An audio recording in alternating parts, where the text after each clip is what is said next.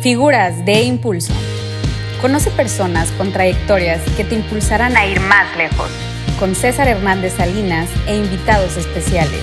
Vamos a compartir ideas, experiencias y descubramos cosas nuevas juntos. Figuras de impulso. Wolfram Friedrich Schaffler González. Espero que lo haya dicho bien. Muchas gracias por estar con nosotros, Federico, en este espacio que es tuyo. Gracias, muchas gracias. Muy amable. De hecho, Federico para los cuates, Federico para toda la audiencia. Así me conoce la mayor parte de la gente. Ese es mi nombre de pila. Pero en todos lados me conocen como Federico Schaffler y estoy a tus órdenes y muy agradecido. Oye, ¿cómo llegó? Bueno, oye, gracias por recibirnos, estamos aquí en tu casa, pero pues gracias por dejarnos entrar acá y estar compartiendo con nosotros. ¿Cómo se da este tema de tu nombre real y el alias en el que todos pensamos que te llamas Federico, pero no, en otro idioma, ¿no? Sí. ¿Cuál es la historia? Uy, pues la historia es larguísima, meritaría otro programa porque mi padre nació en Austria, el papá de él en Alemania, la mamá de él en lo que era el antiguo imperio austrohúngaro, que hoy creo que era Yugoslavia o Eslovaquia, un lugar por allá, sabrá Dios. Y luego mi papá se fue en los 50, en la segunda mitad de los 50, 55, 57, a Canadá a trabajar. Y vivía y trabajaba en Canadá, en Vancouver. Y en una de esas con su brother, que era italiano, porque el lugar donde se crió y donde nació mi padre se escribe village, como village en inglés, pero se pronuncia village. Okay. Y está a 2 horas y media de Italia y a 2 horas y media de lo que era Yugoslavia. Entonces su mejor amigo de toda la vida era un italiano, Flavio Battistata. Y también estaba, un día se les ocurre, dice, vamos de vacaciones, vamos a la Ciudad de México. Y en 1958 llegan a la Ciudad de México y andan paseando. Y en ese entonces mi madre, Eudoxia González Villarreal Lochita, era cantante de ópera de la Compañía de Ópera de Bellas Artes y estudiaba y era maestra. Y creo que fue en Alameda, como se usaba en aquellos años, pues en un sentido iba mi madre con una prima hermana de ella de Monterrey.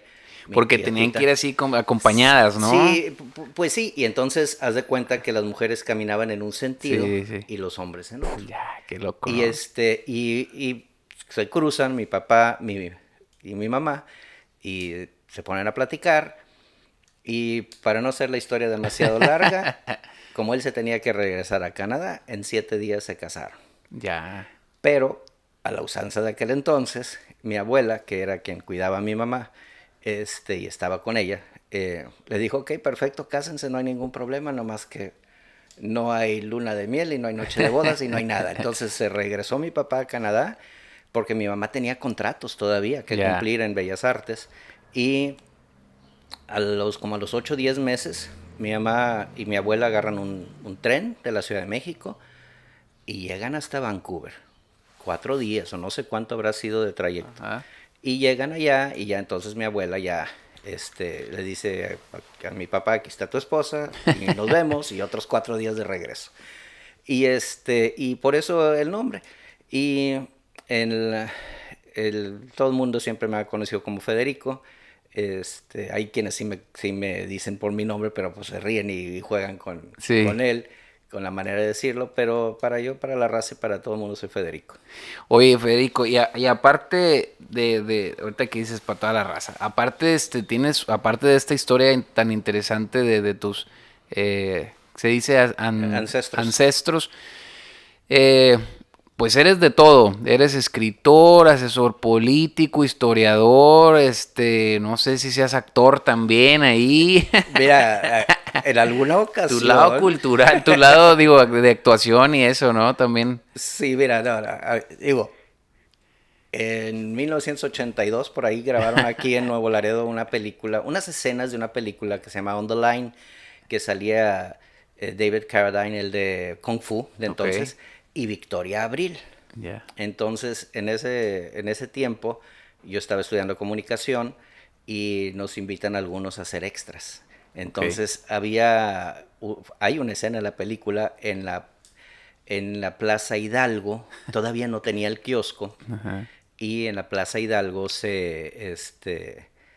me tocó estar sentado en una mesa y la otra persona que estaba sentada era la esposa de otro de los actores de la película. Ajá. Y llega Victoria Abril con una exhibidora así de joyas vendiéndolas. Entonces a mí me toca decirle, no, gracias.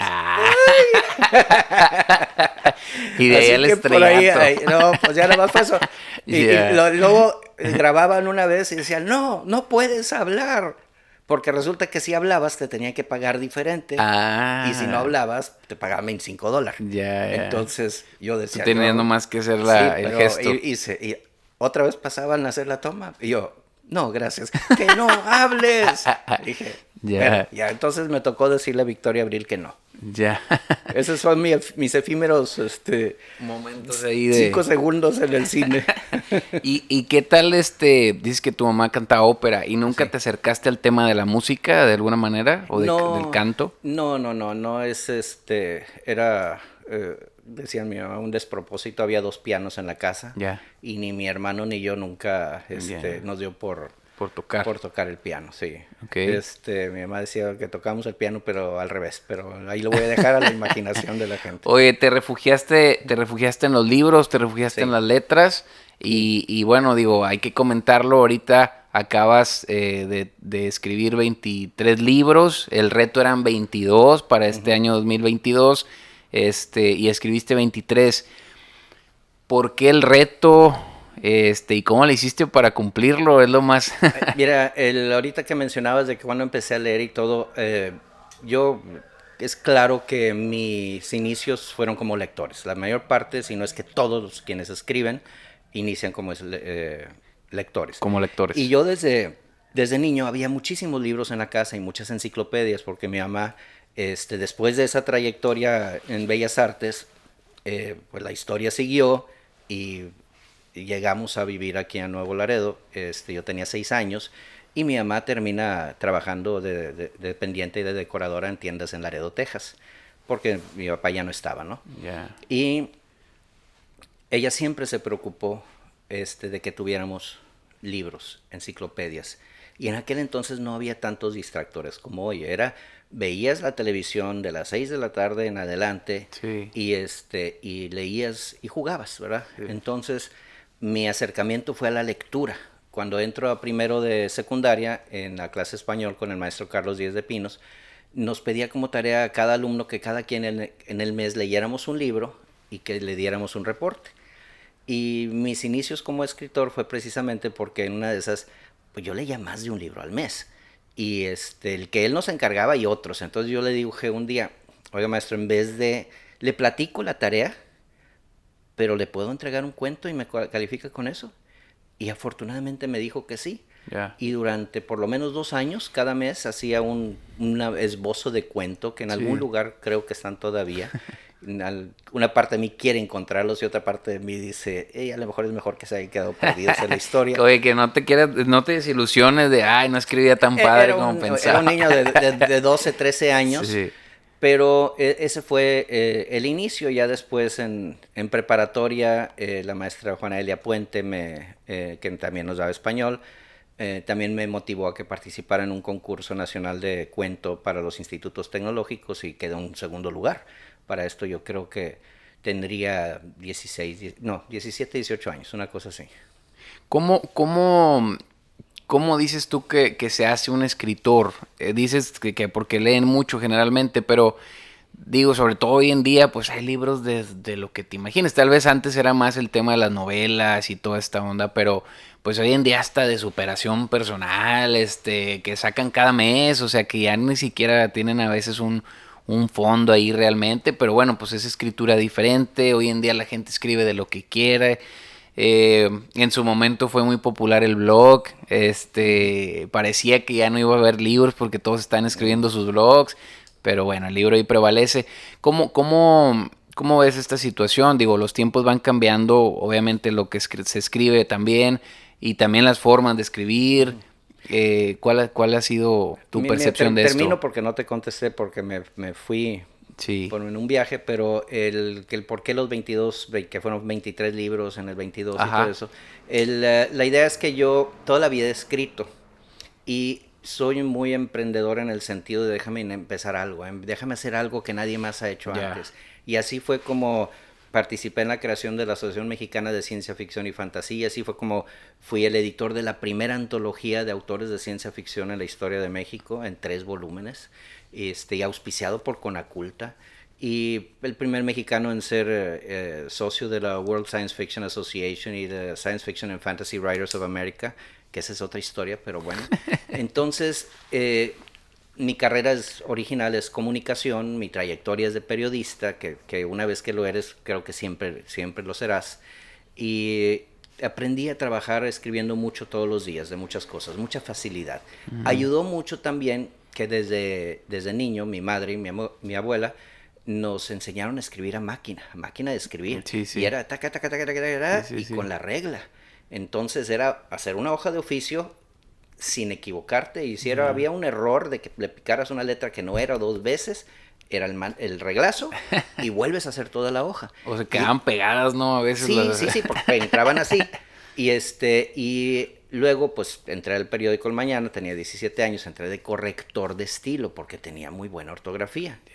Y más adelante ya entré de editor y de periodista, de hacer 4 o 5 notas al día y todo eso. Entonces, esa formación me llevó a ser muy prolífico en la cuestión de la creación. Y el poder escribir también me lleva también, una cosa que de repente hago es que cierro los ojos y estoy, escribe, porque estoy visualizándolo todo y lo estoy reproduciendo ahí con el teclado. De repente, si me muevo tantito, tengo que hacerlo otra vez porque se corrieron las letras, pero casi es muy raro, ¿no? Entonces, en 2021, a finales, estábamos todavía en la cuestión de la pandemia. Un día dije, ¿qué voy a hacer con todos estos libros? Porque tenía años y años y años de hacer todos los años, una lista. Decía, libros que voy a publicar en el 2009. Y ponía una lista, ¿cuáles más puedo hacer? Y hacía una lista, y de repente llegaba a listas de 50, 70 temas. Y empezaba, y algo pasaba y se quedaba ahí, en un disco duro, en la propia computadora. Y a muchas personas con un poquito más de años nos habrá pasado que de repente te tronaba el disco duro a la computadora y perdías todo, ¿no?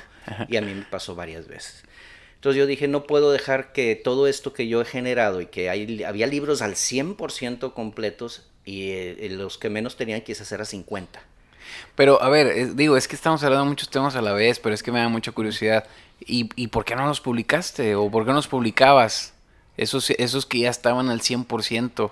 Por cuestiones mismas del trabajo, porque pues tenía que trabajar y nunca he dejado de tener un patrón de trabajar. Okay. Y cuestiones de mercado también, porque aun y cuando en los 90, con ese movimiento que generamos en México de ciencia ficción, que tuvo un gran impacto. ¿Escribes pura ciencia ficción? No, escribo ciencia ficción. En este caso, estos 23 libros, sí. Hay libros de ciencia ficción, hay libros de historia del gremio aduanero, de historia de Nuevo Laredo, hay libros de comunicación, de ensayos, de comunicación y educación, de políticas públicas, hay algunos trabajos que hice durante el doctorado en política pública en el TEC de Monterrey, artículos que muy seguido me dice alguien, oye, necesito un artículo para la revista no sé qué que tengo en México, nacional o internacional, y yo hacía el artículo y lo mandaba. Y de repente me di cuenta que había tantas cosas fuera, pero a las cuales la gente no tenía acceso. Sí. La persona que era suscriptora de la revista, por ejemplo, Estrategia Aduanera o Aduanas en su momento, pues leía el texto, lo veía en una revista con muchos más.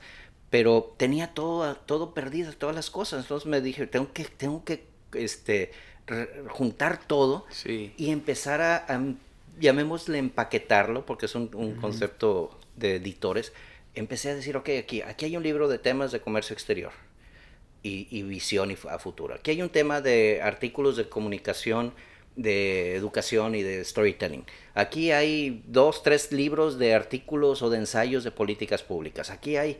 y empecé a hacer eso. Tenía un libro de poesía de ciencia ficción, fantasía y horror. Tenía libros que hacía para un concurso y que nunca los mandaba. Entonces junté todo eso y me di cuenta que a finales del 21 debía haber tenido, yo creo que como unos 14 libros, 15, que a lo mejor estaban del 80 al 100%. Entonces dije, déjame ver cuáles otros tengo que podría armar. Sí. Y empecé a juntar y dije, sí puedo llegar a 22. Y producto de lo que tú me preguntabas, que por qué no lo había hecho antes, se da una confluencia de factores tecnológicos y de oportunidad y cultura incluso. Antes era muy mal visto, aborrecible incluso, que alguien se autopublicara. Quiere decir que no tienes calidad. Por eso ninguna editorial comercial te quiere publicar. Ya. Ahora no. ¿Tenías que esperarte a que la editorial te descubriera y te publicara o cómo era? Pues, tú presentabas tu manuscrito, o así le llaman, que hay hecho al computador, ¿verdad? Y alguien lo evaluaba. Ya. Lo mandabas a un concurso y si ganaban lo publicaban y todo eso. Pero a raíz de la misma tecnología, de lo que hace rato comentabas, por ejemplo, la serie de libros de 50 sombras de Grey y la novela El Marciano de Andy Weir, fueron autopublicaciones. Ya. Y después las editoriales comerciales los dijeron, venga. Sí. Y los masificaron. Y luego vino Hollywood, dijo, hacemos películas. Sí. Entonces, vaya, hasta Stephen King tiene cosas autopublicadas. Claro. Hay autores en la historia que lo han hecho porque de repente dicen, ok, yo ya tengo esto, quiero compartirlo. El peor pecado, yo creo que también en un momento dado que pasa muchas veces, es decir, escribes, alguna persona escribe, lo deja y dice, ay, me da pena que lo vean. Yeah. O lo escribo nada más para mí. No, compártelo si tienes algo que decir. Por ejemplo, en el caso mío, en esta serie de 23 libros hay colecciones de cuentos, hay ese libro de poesía, microficciones, ensayos, artículos, análisis, hay de todo. Ahora sí que es un abanico de las diferentes cosas en las que he estado trabajando durante mi vida. ¿Cómo sabes? No creo que tomes a mal la pregunta, pero ¿cómo un escritor sabe si es bueno? O sea, ¿cómo sabes si, oye, pues yo escribo muchas cosas y cómo sé si están buenas o si les gusta a la gente? O hay muchos que dicen, es que con que te guste a ti, como decías ahorita, ¿no? Pero ¿cómo sabes? ¿Cómo puedes saber, oye, realmente escribí algo de calidad o no? Mira, en el caso mío, Ajá. es muy, muy, muy fácil. He ganado muchos premios de literatura estatal, un par de nacionales, he ganado menciones en premios internacionales. He sido becario del fui becario del Centro Mexicano de Escritores, el primero y creo que hasta el único, el primero por lo menos hasta donde yo sé, de Tamaulipas en más de 50 años de este centro, que ya no existe lamentablemente, y donde pasaron las grandes figuras de las letras mexicanas, desde Monsiváis a Rulfo, a Arriola, a Poniatowska, todos ellos se fueron parte de ese centro y esa fue por selección. Y fue en 1990-91 y mis maestros fueron Ali Chumacero, un gran poeta mexicano, y Carlos Montemayor, también un exponente de la literatura mexicana fabulosa. Entonces, esa es una validación. Sí. La otra son los premios estatales y las publicaciones. La otra es, en un momento dado, que cuando se me pedía un artículo para una revista nacional, pues obviamente pasa por un proceso. Cuando presentaba un trabajo académico dentro del doctorado, pues es una exigencia absoluta. Entonces mi confianza es en lo que yo hago está bien porque ahí está y la gente que me ha seguido y que sabe, o sea, valora eso que está ahí. Entonces no tengo ninguna duda de que lo que yo he publicado en estos 23 libros y en los anteriores son completamente válidos y de calidad. Pero ¿qué consejo le podrías dar a alguien que está empezando a escribir o que quiere ser escritor? O yo creo que todos de repente hay ese sueño de tener un libro, de sacar un libro de tu vida, ¿no? Y siempre luego es la broma, no hombre, tú deberías de escribir un libro porque tienes una vida, ¿sí? Que así, esa.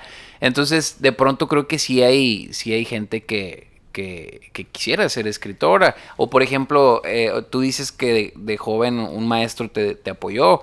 A veces el maestro pues no te apoya. Entonces no sé, ¿cómo podría ser alguien, ya sea joven o yo creo que para eso no tiene que haber una edad?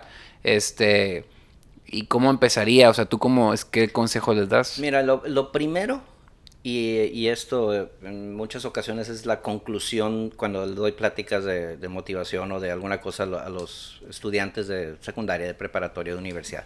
Es atreverse. Yeah. O sea, atrévete. ¿Quieres hacerlo? Tienes una de dos. O lo haces o no lo haces. Entonces, atrévete. ¿Quieres narrar la historia de tu vida? Va a haber quien le interese. Pueden ser tus hijos, pueden ser tus nietos, pueden ser tus colegas, pueden ser tu competencia, puede ser la sociedad en general. Entonces, repito y reitero, hoy en día es muchísimo más fácil hacer eso, hacer una publicación que obviamente reúna cierta metodología, criterios, ¿sí? ¿no? Y criterios. Cualquier persona puede escribir. Me dicen, es que yo no puedo en los talleres o en las conferencias, Sí. yo no puedo escribir, yo no puedo contar cuentos. Digo, espérame, ¿qué pasó cuando en tu casa de niño estabas jugando fútbol adentro y rompiste el florero? ¿Qué le dijiste a tu mamá? Le contaste un cuento. O sea, no le dijiste lo que pasó. ¿Qué le dice el recién casado o el novio o el marido cuando no llega? ¿Qué le dice la esposa al día siguiente cuando no llegó? Le cuenta un cuento. ¿Qué le dice también Sí. o sea, Sí. todos tenemos la habilidad innata de narrar, de contar. Y así como tenemos esa facilidad para exponer, para narrar, tenemos la facilidad y la fascinación por escuchar y por saber. O sea, tú o yo, cualquier persona se para enfrente a alguien y dice, cuéntame tu vida, y estás, ¿qué más? ¿Y qué más? ¿Y qué más? Y habrá quien dice, no, es que mi vida es muy aburrida, nunca ha pasado nada importante y todo. Y sí hay cosas que valen la pena, cómo Sí. superar retos, cómo abrir puertas, cómo crear algo de la nada. Entonces, mi consejo sería, primero, atreverse, no hay edad. No ser en un principio tan exigente consigo mismo, porque, por ejemplo, te decía, si me equivocaba en una palabra era escribir toda la página otra vez y el reglazo, y en un principio yo escribía en máquina de escribir. Sí. Entonces era, si el cuarto párrafo de una página le corregías algo, era volver a hacer toda la página. No ser tan exigente consigo mismo en un principio, no tener miedo de comunicarlo, y tampoco tener miedo de pedir ayuda. Pues decir, a mí me han abordado personas ahorita que me dicen, oye, yo quiero hacer mi libro. Oye, Ya. la historia de mi padre, quiero que me ayudes a entrevistarlo y que hagas todo esto. Eso es lo primero, atreverse, no tener miedo, no caer en la autocrítica desmedida. La otra es esta, y pasa siempre. Tú escribes algo y se lo enseñas a un ser querido, y no se dan cuenta en su crítica que te están lastimando, porque no lo perciben. Y lo hacen con todo el amor del mundo y todo, pero le dices a alguien, oye, ¿qué te parece? O, esa es la contraparte, el otro lado de la carta. Te dicen que es fabuloso, maravilloso, Exacto, que es lo que mejor sí. que ha pasado en el universo, Sí. porque te quieren, porque te aprecian, porque no te Exacto. quieren agüitar. Entonces, navegar en ese filo de la Sí. navaja, de la hoja o de la carta que tiene dos lados es bien difícil. Entonces, atreverse, no tener luego ya cuando llegas más adelante no tener compasión con tu texto, decir, ok, lo vuelvo a hacer y lo vuelvo a hacer y lo vuelvo a hacer, o buscar las oportunidades o buscar ayuda. Fíjate que esto que mencionas es algo que pasa en el emprendimiento, ¿no? Llega la persona con su idea de negocio y cree que es la más fabulosa del mundo, y cuando les empieza a dar una retro constructiva de es que por ahí no es, mira, a veces lo toman a mal porque en su casa, pues su mamá, sus hermanos ya le dijeron, si vende quequitos, ya le dijeron, es que tus quequitos están riquísimos, sí. Pero nunca les llevó ese quequito aquí a alguien de la calle que te diga, oye, no te lo compraría ni por $2, ¿no? Sí. Y entonces luego se genera como ese sesgo, en una burbuja. Sí, exacto. Entonces, qué interesante, ¿no? La importancia de salir a pichar tu idea, sí. o lo que sea, sí. Que estés haciendo, y que tengas varios criterios diferentes, ¿no? Digo, no nada más te quedes con uno, y menos el de adentro, porque o te protege, o como dices, o te lastima, y pues cualquiera de las dos creo que no te aporta tanto como quisieras, ¿no? Uh-huh. Oye, y luego, ¿cómo perdiste o más bien cómo seguiste tu consejo de atreverse y por fin ya te atreviste con estos 23 libros? Fíjate que es algo que me pasó. Yo en siempre he sido muy, déjame ver, porque si nadie lo ha hecho, ¿por qué no lo voy a hacer yo? Sí. Pero llega un momento en la vida, por ejemplo, en el caso de que dije, tenía otras cosas que hacer, tenía que trabajar, tenía hijos chicos, entonces se va quedando atrás en un lado, ¿no? Y llega el momento en que dice, bueno, esto es lo que yo he hecho, esto es una pasión que me ha permitido escribir y generar y ser reconocido y todo eso. Y hay muchas cosas que están ahí. Y a final de cuentas, déjame decirte que aun cuando parte de los textos que están en estos 23 libros ya han aparecido en una o en otra forma, es la primera vez que están así todos completos y como y de hecho son 6 colecciones diferentes. Son 23 libros, pero están en colecciones. Y está muchos, la inmensa mayoría, son más de 2.550 páginas de texto en esos 23 libros, que ahorita si quieres te los enseño, ¿no? Pero mucho es, ok, déjame presentárselo a la gente que no lo ha leído antes. Y producto de ese conocimiento de lo que yo he hecho, de esa calidad que no la digo yo, sino otros, muchas personas nada más supieron del proyecto y me dijeron, yo le entro, yo los quiero todos y cuánto cuesta y te lo doy y afortunadamente esa confianza permitió que hubiera lo que llaman una preventa, ¿no? Y los libros en cuanto salgan de la imprenta, porque además por cuestiones burocráticas debían de haber salido antes, pero que el código de barras no salía, que el número del derecho de registro de autor no salía, que el ISBN, sin que pudieras publicar un libro sin él, pero preferible que lo tengas, no salía, porque es burocracia, porque se atravesó el fin de año, y aunque yo terminé todo en el 2022, como era mi compromiso, los libros van a salir ahora en enero del 23. Pero pues no importa, están ahí, el trabajo se hizo, se rescató, pude presentar eso en más de 106 cuentos y son como 70 artículos y son como 800 efemérides históricas, y como 23, 25 poemas, o sea, es un abanico grande de cosas. Pero, o sea, es que creo que no has tocado el punto que dices, este fue el disparador. ¿Será que tienes ya más tiempo? ¿Será que tienes más tiempo libre? ¿Será que ya es como un tema de... ¿Más edad? Puede ser la edad, ¿no? O sea, tal vez ya tienes una edad en que dices, ¿sabes qué? Ya no tengo, ya no tengo otra cosa que me ocupe y es momento de cumplir ese sueño que siempre he querido tener tantos libros. O también el acumulado que tenías ahí, como dices. O sea, ¿cuántos años transcurrieron? 20. 20 años de experiencia, de conocimientos, de trabajos. 40 de escritor y 20 años de estar trabajando y acumulando cosas. Sí. Porque aunque de repente salía un libro aquí y un libro allá, del 2000 para acá, o sea, fue más lo que fui escribiendo y publicando en revistas y en libros y en todo así, pero todo desperdigado. Y muchas cosas que ya había escrito y que estaban en la computadora, que ni siquiera, estaban inéditos, ¿no? Entonces, ¿qué fue el detonador de eso? ¿Qué me obligó a mí mismo a ponerme ese reto y hacerlo público? El que volteaba y veía, por un lado, que personas cercanas a uno o sea, lamentablemente fallecían, y sus hijos o sus hijas, su esposa, decía, es que dejó tantas cosas por hacer, por contar, por todo eso. El decir, ¿de qué me sirve a mí o a los míos, a mi familia o a la comunidad, el que estén en una computadora y que a lo mejor jamás vayan a publicarse? ¿Cómo le respondo a la gente? O te pasa como a los autores famosos que luego se mueren y es cuando son exitosos, ¿no? No, espero que no sea el caso. No, es que sí, en parte es también una cuestión de edad.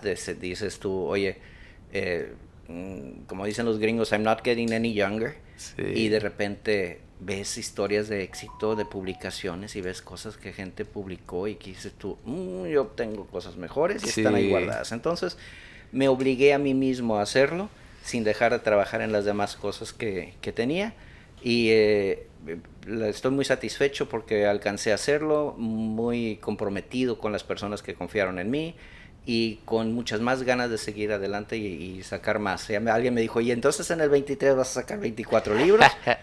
No creo, pero sí estoy ya trabajando en varios proyectos. Oye, Federico, la edad yo creo que es importante platicarlo, porque así como te dije ahorita, pues oye, a veces hay jóvenes que quieren empezar a escribir, pero bueno, también no tiene que haber una edad para empezar a escribir.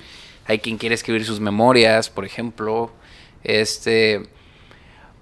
¿Cuándo se acaba? ¿Tú crees que se acaba o no? Esta es más tu opinión. ¿Tú crees que se acaba o no se acaban las ganas de siempre hacer proyectos nuevos? Porque me preocupa, ¿sabes? O sea, ahorita conectándome contigo, digo, yo acabo de cumplir 32, yo creo que es como la mitad de tu edad, justamente. Justo. ¿Verdad? Y digo, estoy joven, pero ya él va poco a poco se va alejando ese barco del... Ay, Dios, muchachos. Y dices, y vas pensando otras cosas, ¿no? Pero algo que a mí siempre me inquieta es pensar que toda mi vida voy a estar en la persecución de cosas, porque a veces digo, está muy padre ser emprendedor en cualquier contexto, pero es también muy exhausto, ¿no? Entonces, platícame de eso, ¿cuál es tu opinión? ¿Crees que se acaban las ganas? Porque digo, si todavía me falta más de media vida y no se me van a acabar, qué difícil. No, y al contrario, mira, esta es otra enseñanza, otro aprendizaje de vida, o sea, y también lo he dicho varias veces cuando hablo con muchachos de secundaria, de prepa, de universidad, le digo, a la universidad, ¿qué están estudiando? Y ya me dicen, digo, ¿sabes que probablemente vayas a llegar a vivir el inicio del nuevo siglo, si es que el mundo no se acaba antes por una cosa u otra? O sea, tú vas a poder llegar a los 80 años o a los 100 en plenitud. Entonces, déjame decirte que aunque estudies derecho, comunicación o cualquier otra cosa que vas a cambiar de trabajo.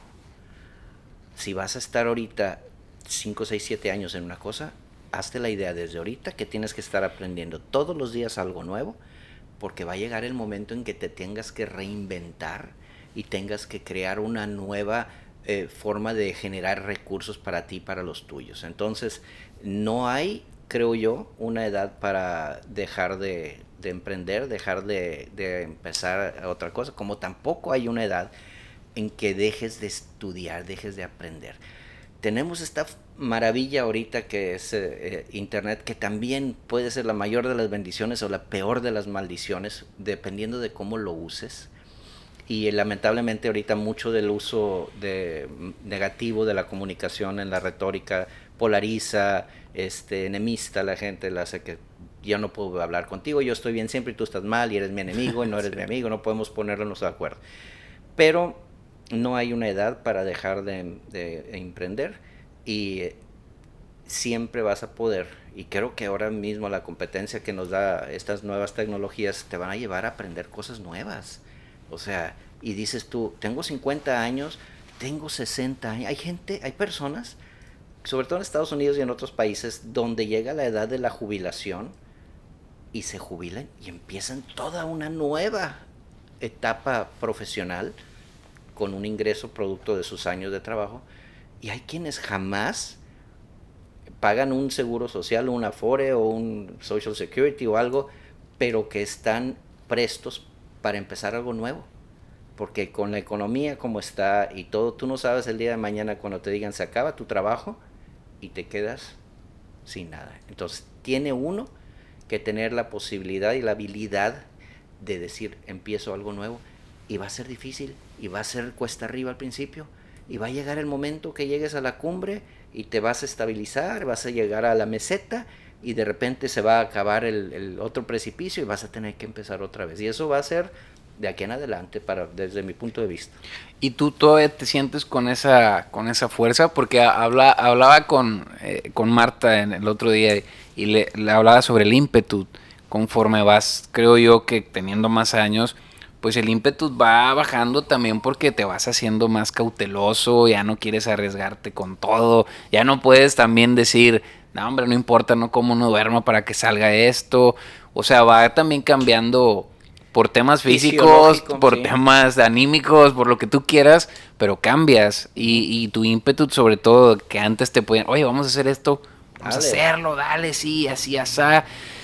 Y después dices, ¿sabes qué? No, mejor, ¿cuáles son los riesgos? ¿Y qué hay que hacer? ¿Y cuáles son las variables? Y que, ¿sabes qué? Mejor yo no participo, ¿no? Te vas haciendo un poco más, ¿Esto te ha pasado o te pasa o Sí. piensas que, No, que sí, nunca se acaba? No, definitivamente cuando tú emprendes algo y estás trabajando, ya sea en este caso de escribir libros o de asesorar a instituciones o a gobernantes o políticos o hacer investigación histórica, o sea, siempre hay algo nuevo que aprender y algo nuevo porque aun y cuando, a mí es siempre, si a mí me piden alguien un consejo, ¿cómo le hago para esto? Ajá. En la interacción con la persona yo aprendo también. Entonces, ¿la energía se acaba? ¿Cómo es? No. La energía no se acaba, solo se transforma. Entonces, es un principio físico. Entonces, sí, la energía física puede llegar a acabarse, eso es lo que quise decir. Pero, a final de cuentas, la energía mental depende mucho de lo que comes, del ejercicio que haces, de cómo ejercitas tu mente. Dice que la mejor edad para aprender un idioma nuevo es después de los 50 años, porque te reactiva todas las neuronas, genera nuevas conexiones sinápticas y entonces empiezas a revitalizar tu cerebro y el cuerpo puede ir envejeciendo, pero la mente no. Ahora, vivimos tiempos tan diferentes en que, por ejemplo, habrá quien se acuerde que sus abuelitas a los 50 años, o a los 48, o a los 56, eran ya ancianas, o ancianos, ¿verdad? O sea, y ahorita tú ves una persona de 60, de 70 años, y está como si nada. O sea, el ímpetu de la juventud, o sea, de alguna manera, en las edades avanzadas no se inhibe, no se detiene. O sea, estás creando una nueva manera de hacer las cosas. Ahora bien, cuando llega el momento, como me llegó a mí, como llegó a todo, de que te sientes decaído, te sientes deprimido, te sientes frustrado, tiene uno que voltear hacia adentro y decir, ok, ¿qué es lo que tengo que cambiar? ¿Cuál es mi perspectiva hacia la vida? ¿No? ¿Qué debo de hacer para ser diferente? Y una de las cosas que yo he aprendido es, por ejemplo, si hay algo nuevo que aprender, voy a aprenderlo, porque luego lo voy a aplicar en algo, ¿no? Entonces, yo no creo que se termine el potencial de emprender cosas nuevas. Lo que sí creo inhibe ese potencial es la imagen que tienes de ti mismo, lo que tus seres queridos y tu entorno esperan de ti o proyectan de ti o te detienen o te motivan. Lo que hoy en día es trágico, es horrible, es por ejemplo la cuestión de redes sociales, porque vivimos en una época reputacional, tú lo sabes muy bien, y que alguien te ponga un comentario negativo o algo así, duele, y de repente habrá quienes dicen, no, pues ya, ¿para qué le sigo? Ya. Y puedes tener cientos de likes o de comentarios y con 3 que te hacen garras, por envidia, por incapacidad, por lo que tú quieras, gustes y mandes, tuvieron un mal día.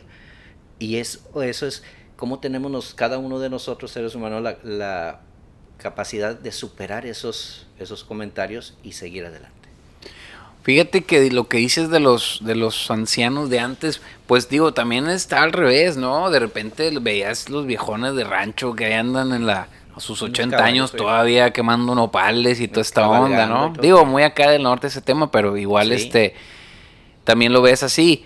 Y luego después ves generaciones siguientes que ya cuando llegaban al tema de ser ancianos ya bien enfermos y distinto, ¿no?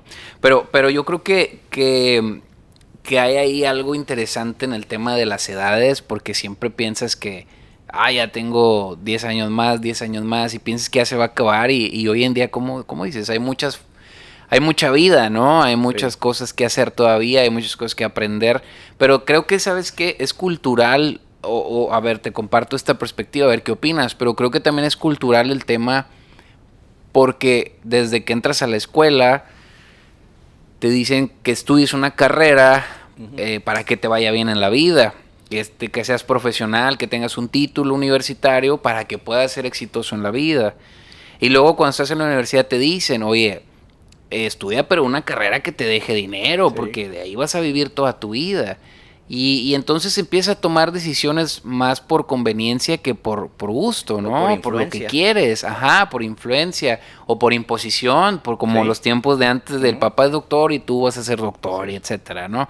Entonces creo que también es cultural porque luego cuando entras a trabajar te dicen, vas a consíguete un trabajo en una gran empresa, un gran trabajo, ahí te vas a entregar tus 30 años de vida, 35, y te vas a jubilar a los 70 y ahora sí viene tu retiro, disfrutar la vida. Entonces cuando la gente ya llegaba a ese retiro, pues a veces ya llegaba cansada, ¿no? Digo, a quién sí, quiénes no, pero al final es una meta cultural que nos han impuesto, porque digo, hasta a mí me tocó una meta cultural de que vas persiguiendo trabajar de los 20 y tantos que te gradúas hasta los 70 que te vas a jubilar y ahora sí es la vida. Entonces creo que también influye como esta meta que te ponen desde la escuela y desde cualquier edad. Yo creo que desde la secundaria te ponen, esta es tu meta y es la que tienes que cumplir. Hay gente que se logra salir, como yo, que jamás he querido trabajar en una empresa, pero nunca he querido trabajar para nadie. He tenido suerte de hasta ahorita poderlo cumplir, pero digo, muchos otros siguen el camino que se nos impone. Y entonces qué difícil es después darte cuenta que pues, ¿sabes qué? Hubiera hecho otra cosa, cosas que me gustan. Y he tenido muchos comentarios de gente que me dice, oye, es que en realidad yo estoy en este tema, por ejemplo, del comercio, ¿no? Aquí tan famoso, pero en realidad a mí me gusta cocinar. ¿Sí? O sea, ¿sabes? O sea, es como, oye, ¿por qué no estás viviendo tu pasión? Pues porque aquí me encarrilé y ya, tengo que acabar. Entonces, ¿crees o no que es cultural el tema? Definitivo. Y en lo que tú platicabas ahorita, me explicabas esto, se me ocurren 3 anécdotas muy, muy concretas, espero que no sean muy largas. Una, en lo personal, mi madre, mi abuela, decían, lo que es el futuro es la electrónica. Entonces, desde que entré a secundaria en el Tecnológico de Nuevo Laredo, cuando tenía secundaria, prepa y carrera, era el estudiar electrónica. Preparatoria, ya cuando nos fuimos al edificio nuevo del TEC, donde está ahorita, electrónica. Terminé el bachillerato y era maquiladora, tienes que ir a trabajar, estudia ingeniería industrial en producción. Pero no era lo que yo quería. Yo para entonces yo ya tenía tiempo trabajando en el periódico, en el Mañana, y luego en periódicos del otro lado. Entonces estudio 3 semestres de ingeniería industrial en producción. Se muere mi abuelita y cambié de carrera, porque abren comunicación aquí. Y yo dejé 1 año y medio de ingeniería y me fui a estudiar ciencias de la comunicación porque era lo mío. Entonces ya me desenvolvía perfectamente. Esa es historia número 1. 2, mi hijo Alan se fue a vivir a Canadá hace 6 años. Entonces cuando voy con él, cuando él llega a Canadá, pues era buscar dónde vivir, un departamento, abrir cuenta de banco, todo lo que implica llegar a documentos de identidad, y etcétera, etcétera. Y en una de las casas a donde le iban a rentar, o sea, el dueño de la pareja de dueños de la casa, trabajaban en una universidad en Vancouver y sabían que yo trabajaba en Texas A&M, en TAMIU, y le decía, ay, qué maravilla, yo quisiera venirme a trabajar acá, a Canadá, pues tienen todo, o sea, y digo, pero necesito cumplir 10 años en TAMIU para poder tener una jubilación. Ya. ¿Y cuántos años tendría? Ahorita, digo, nomás fueron 6 los que trabajé por lo que me duró la visa, pero bueno, pero vamos a suponer que dije, yo necesito trabajar 10 años para que me den un ingreso de retiro, y me vengo a Canadá y trabajo en... ¿Cómo? Espantados, hablando de cultura, sí, los canadienses, igual que los americanos. A los 65, mi marido se jubiló a los 60, y yo voy a cumplir 60 el año que entra, ya me voy a jubilar. Ya. ¿Cómo quiere a los 65 empezar otra? A los 65 empiezo otra. ¿Qué importa? Sí. Y en otro país no importa. Vamos a hacerlo, ¿no? No lo podían creer. ¿Por qué? Porque en esa mentalidad es llegas al momento donde tú puedes retirarte para disfrutar la vida, porque tiene una gran lógica y un gran sentido, lo hacen. Tercera anécdota. Mientras estaba estudiando el doctorado en política pública en el TEC de Monterrey, yo entré al doctorado a los 52 años. Jamás es demasiado grande para poder emprender una nueva etapa académica. Y tenía compañeros en el doctorado que tenían la edad de mis hijos. Y hubo un ejercicio que nos hicieron en una clase de economía política que dijeron, con esta información de gobierno y con esto de tasas y todo eso, calculen cuánto dinero tienen ustedes que meter a su ahorro para que puedan retirarse con un buen ingreso de la Afore. Y todos empezaron a correr números y hacer todo eso, y yo me quedé sentado. Y luego dice el maestro, a ver, Federico, ¿por qué no estás haciendo el ejercicio? ¿No quieres saber cuánto vas a tener cuando te retires? Le dije, primero, maestro, nunca me voy a jubilar y nunca voy a dejar de trabajar. 2, que lo hagan mis compañeros como Sofía, que tiene 25 años, y él, o sea, los muchachos jóvenes, sí, claro. Porque había otros de mayor edad, pero los más jovencitos, ¿no? Que lo hagan ellos, ¿no? Tenía un compañero que entró al doctorado a los 23 años, ¿puedes creerlo? Wow. Sí. O sea, se fue rapidísimo todos los niveles educativos y entró a los 23. Yeah. Pero los más jóvenes tenían alrededor de 24, 25 años. Y digo, que lo hagan ellos. O sea, para que ellos, yo no me voy a jubilar. Sí. Entonces, esas son las 3 anécdotas. Entonces, sí es cultural. Nos forman con esa idea. Papá fue médico, papá. Sí. Me acuerdo una cuarta. Cuando estaba trabajando en México, en CAREM, en la Confederación de Asociaciones de Agentes Aduanales de la República Mexicana, yo era el director general del Instituto Interamericano de Fronteras y Aduanas. Y en el piso 8 donde estaba el área de capacitación. Y los agentes aduanales sustitutos tenían que capacitarse para presentar los exámenes y todo eso.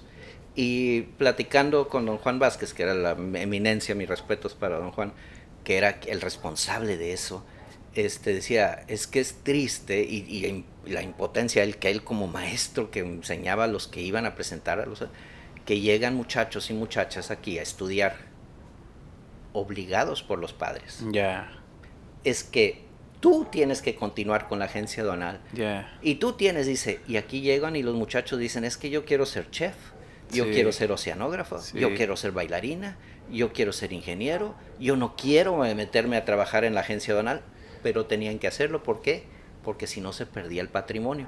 Y sus padres, agentes aduanales, tenían razón en querer proteger lo que toda su vida habían construido y que era natural que sus hijos o sus hijas o sobrinos continuaran. Pero muchas de esas personas, y cuando tú ves el perfil de los agentes aduanales, porque me he desenvuelto muchísimos años en los agentes aduanales, sabes que tienen todo tipo de carreras.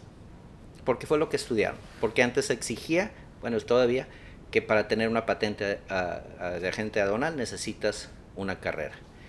Pero muchos quizás su vocación esté en otro lado y se encontraron con que eso es lo que tenían que hacer y que lo hacen y lo hacen bien. Hablando de los agentes aduanales, sé que también has estado mucho tiempo metido en los temas ahí de historia aduanera, también has escrito por esos temas. Platícanos un poco ahí de tu trayectoria con los agentes aduanales. Fíjate que es un gremio con el que he estado muy ligado por muchísimos años, de manera ya directa prácticamente desde el año 1999, aunque anteriormente, como teníamos una agencia de publicidad, hacíamos trabajos para los agentes aduanales y para la asociación y para empresas autotransportistas. Entonces, el trabajar con el gremio aduanero me ha sido muy enriquecedor intelectualmente, profesionalmente. Me ha permitido conocer a personas maravillosas en todo México, en Nuevo Laredo, en Laredo, Texas principalmente, porque aquí es donde más me he desenvuelto. Pero la oportunidad que tuve de estar casi 4 años trabajando en México, en la Confederación de Agentes Aduanales, pues me permitió conocer y tener amigos en toda la República Mexicana. Y la fortuna que en un principio Allá en 2003 pude investigar la historia de la Asociación de Agentes Aduanales de Nuevo Laredo y salió un libro excelente, Capital Aduanera de América. Y de ahí salió la invitación a hacer la historia de la Confederación de Agentes Aduanales de la República Mexicana en el 2005 con Alejandro Ramos Gil, que siempre se lo habré de agradecer, agente aduanal adscrito aquí a Nuevo Laredo, como presidente de CAREM. Y eso me permitió a lo largo de 1 año y medio recorrer México para entrevistar a las personas, porque la metodología que yo uso principalmente en este caso es el rescate de historia oral, que es a través de entrevistas, y luego cruzar la información y validarla con la información documental, con libros, revistas, archivos históricos, etcétera, ¿no? Ese recorrido por todo México me llevó a conocer personas con unas historias de vida increíbles, y que yo me siento tan afortunado de poder haber entrevistado en persona a agentes aduanales, hombres y mujeres que lamentablemente ya fallecieron, pero porque eran de edad avanzada. Y luego trabajar directamente con la Asociación de Agentes Aduanales de Nuevo Laredo, del 99 al 2010, como asesor de todos los presidentes, o sea, no importaba quién fuera, como editor de la revista Sinergia Aduanera. Me dio mucho contacto. Después me fui a México, o sea, en el 2011 estuve 4 años en CAREM y trabajando ahí en la cuestión de la formación de los agentes aduanales mexicanos y también como asesor del Comité Ejecutivo Nacional. No aparecía en la lista de asesores que pone, pero sí era asesor porque era director del instituto y además tenía muy estrecha relación con los presidentes. Y luego, afortunadamente, regresar a Laredo, Nuevo Laredo, y 6 años en TAMIU, como director del Centro Texas para el Desarrollo Económico y Empresarial de la Frontera. Y mi encargo principal que me dieron fue precisamente exponer la importancia de Laredo y de Nuevo Laredo out there. Así me dijeron, el Dr. Ray Keck, Dr. Pablo Arenas en su momento cuando me contrataron, me dijeron lo que queremos es que allá afuera de nuestra región se sepa de la importancia, y tú como historiador, como investigador, como doctor en política pública, o sea, tú tienes esa capacidad. Y a eso me dediqué. Esos 6 años que estuve en TAMIU fueron, yo creo que más de 100 entrevistas de medios nacionales y regionales, locales.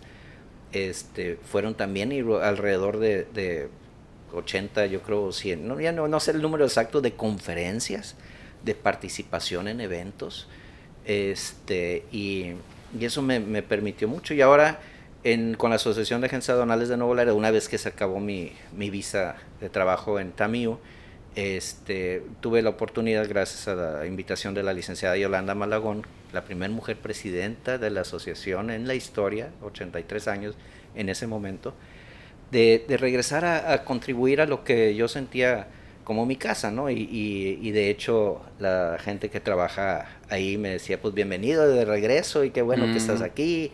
Y tuve esa oportunidad de trabajar con ella, y al final de su gestión me pidió que abonando sobre esa historia de investigación de la historia del gremio aduanero, me pidió que hiciera una galería fotográfica y una línea de tiempo de lo que es la historia de la Asociación de Agentes Aduanales de Nuevo Laredo. Que también tenías, no sé si es la misma, que una vez me platicaste que querías hacer desde 1900 no sé qué, y que no habías podido concretar. Así y ahora sí ya la pudiste hacer. Sí, ya tenía muchísimos años de tratar de hacerlo, no se había dado la oportunidad, no había la voluntad.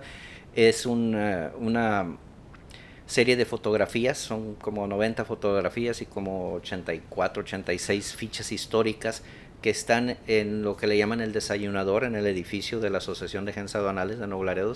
Pudimos reconstruir y rescatar la galería de expresidentes de la asociación, porque ya la habían quitado hace tiempo, y incluso está el espacio disponible para que se puedan colocar las fotos de los presidentes o presidentas de aquí a que se cumpla un siglo. En 1938 se fundó la asociación, en el 2038 tener los presidentes, todo eso. Okay. Entonces ese trabajo histórico está ahí. Yo ahorita estoy enfocado en otras tareas, pero esa oportunidad de poder dejar eso y que las y los agentes aduanales, sobre todo los de las nuevas generaciones, puedan ver esa riqueza de trabajo y de entrega y de innovación y de disciplina y de sacar adelante el gremio aduanero, está ahí.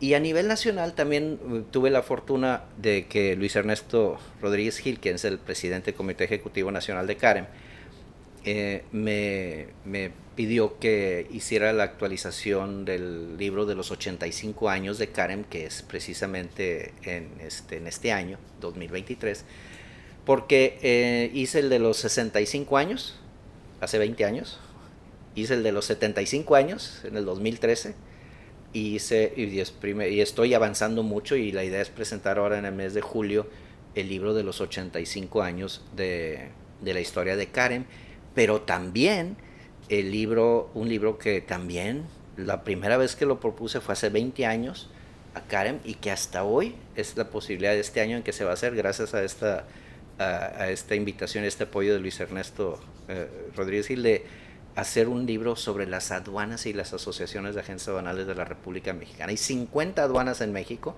había 49 y la 9 es la del aeropuerto Felipe Ángeles, y hay 38 asociaciones de agentes aduanales. Entonces ahí son 2 libros en los que ya tengo prácticamente casi un año trabajando, y un tercer libro que viene muy pronto, que es sobre la historia de la Asociación de Agentes Aduanales de Colombia, Nuevo León.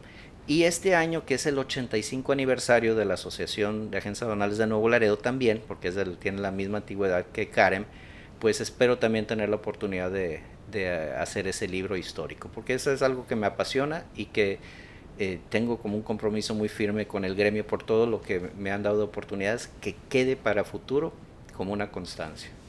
Oye, viene yo creo que la parte en la que, no sé si lo estás pensando o no, pero pues, de vivir de los libros, ¿no? De vivir de la escritura, o de plano siempre lo has hecho más por un tema de escribir porque te gusta y soltarlo, y quien tenga la fortuna de leerlo bien, y si no, pues no pasó nada, porque en realidad no lo estás haciendo por el tema comercial. Y pegando esa pregunta,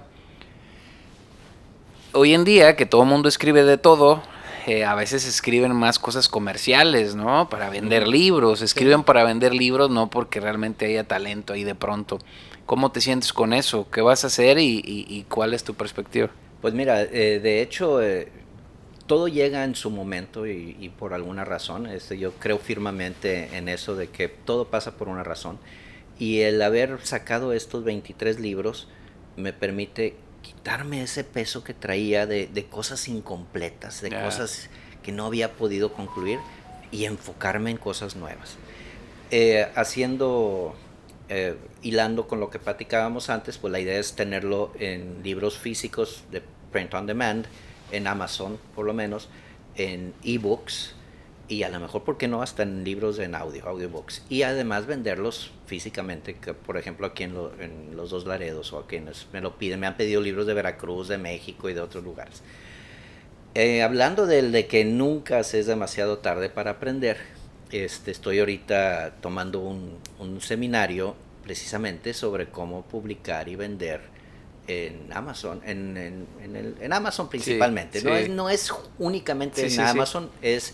Es un curso que llama, es una academia para el retiro digital, le llaman, ¿no? Yeah. Entonces estoy tomando eso, ya van a ser 8 semanas, obviamente es una inversión que viene emparejada con lo que quiero hacer después, y ya tengo varias ideas buenas, porque es producto de este seminario, sí, que no es barato, de libros que pueden ser comercialmente exitosos, además de todo lo que yo ya he hecho. Entonces, por ahí vamos, por ahí va, esa es la expectativa. Sí, creo que es el momento de empezar a generar productos que puedan tener ingresos residuales para mí.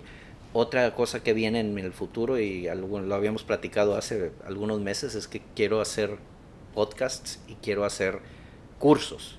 O sea, tengo muchas cosas que compartir, muchas cosas que darle al mundo, y quiero hacerlo y voy a hacerlo. Y con el apoyo de mi familia, con el apoyo de mis amigas y de mis amigos y de quienes creen en mí, primero Dios, sí vamos a ir para allá.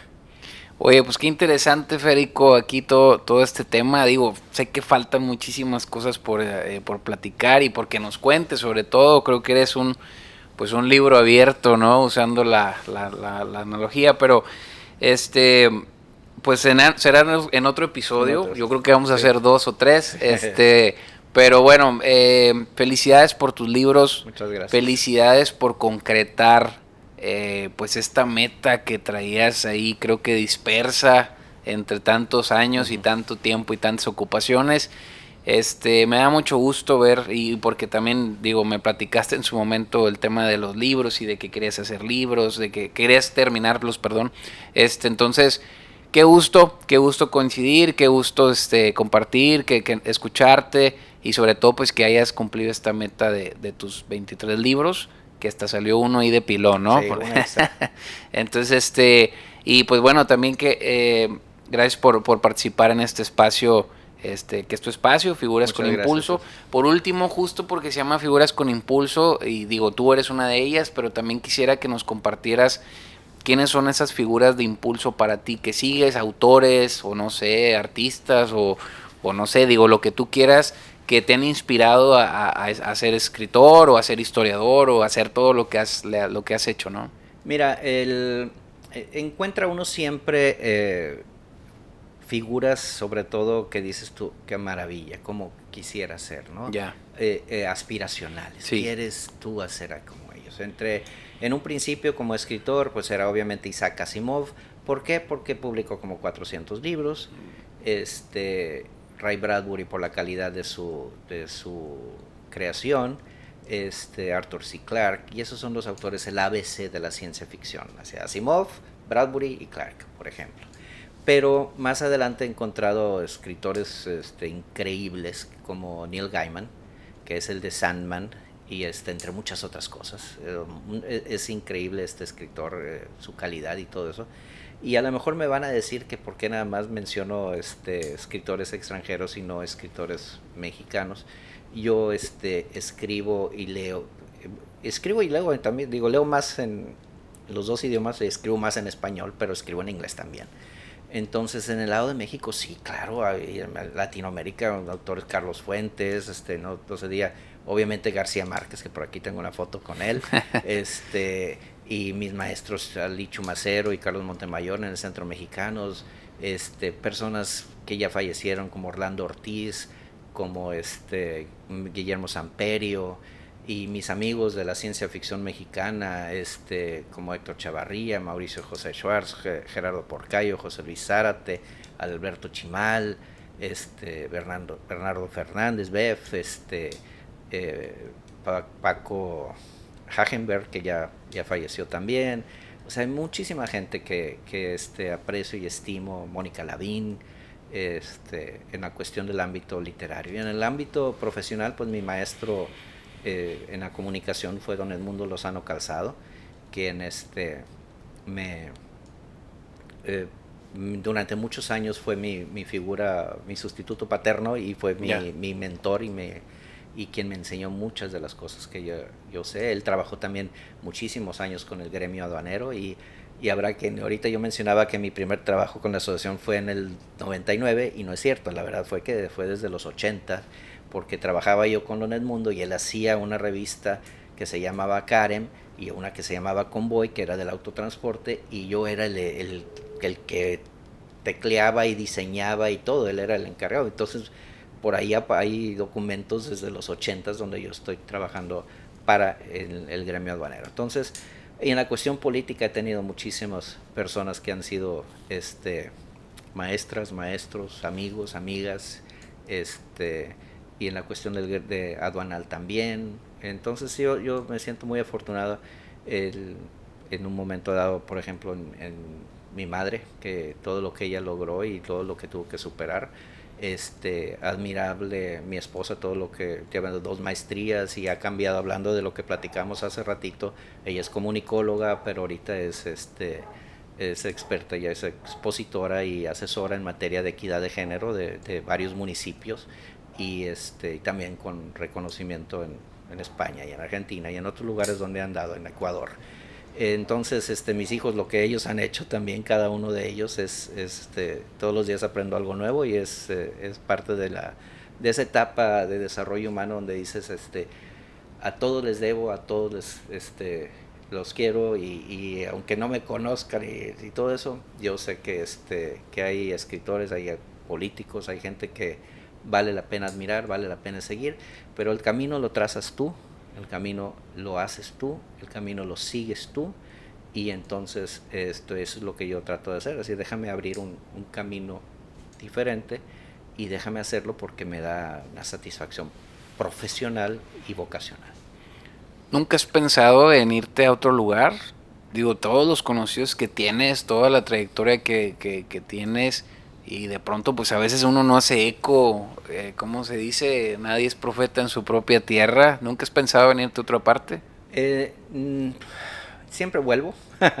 O sea, en alguna ocasión trabajé un año en Reynosa, cuando tenía 25, me contrataron como director de la Facultad de Comunicación y Diseño Gráfico en Reynosa. Y turismo, no era comunicación y turismo, y no me acuerdo cuál otro. Yo tenía 25 años y regresé. Y luego en alguna ocasión 2 veces me fui a Ciudad Victoria en el gobierno de Manuel Cavazos Lerma, en un principio como director de Fomento Cultural del Estado, y eso fue el primer año, y luego regresé, terminé la maestría, nació mi hija la más pequeña, y estaba aquí con ellos, estaban chiquitos mis hijos, y regresé a terminar la maestría, y luego me fui al último año a hacer la crónica de su sexenio, que también es otra anécdota muy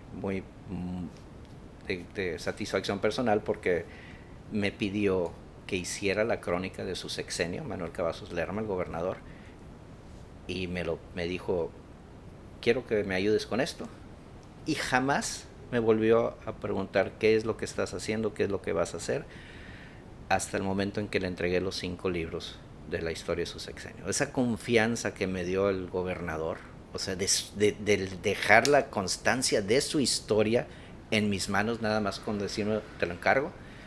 O sea, eso jamás dejaré de agradecérselo al gobernador. Y yo creo que por ahí va. Pero ¿por qué nunca te fuiste? Era la pregunta. O sea, ¿por qué nunca? Me perdí. Digo, sí.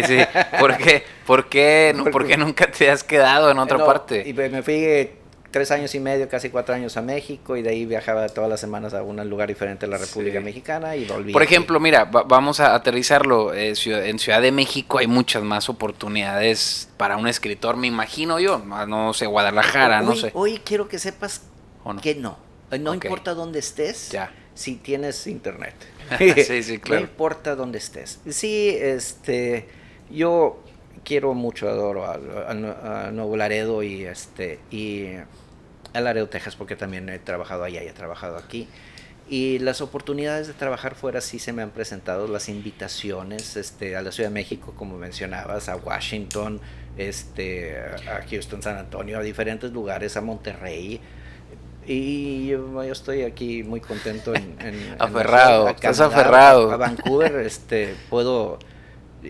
tengo también la ciudadanía canadiense, entonces por mi padre, podría irme para allá, y he tenido algunas, dice, oye, pues vente para acá y todo eso, pero aquí estamos muy contentos. Quiero contribuir a lo más que pueda aquí a Nuevo Laredo, y aunque como dices tú, eso con muchísima razón de que nadie es profeta en su tierra, digo, lo sabemos, y me ha tocado vivirlo por muchos años. Pero bueno, vamos para adelante. Bueno, pues muchísimas gracias, Federico. Nos vemos en otro episodio. Claro que sí. Para seguirle nos faltó el tema ahí de la política. Pues nos faltó el tema de comunicación política, asesoría política, nos faltó cuestiones de comunicación, de educación, de storytelling, de adentrarnos más en la cuestión de lo que es la historia, las relaciones binacionales. O sea, hay un montón de temas, ahí estamos puestos. El día que tú quieras, te agradezco muchísimo la invitación y el que estén aquí en su casa.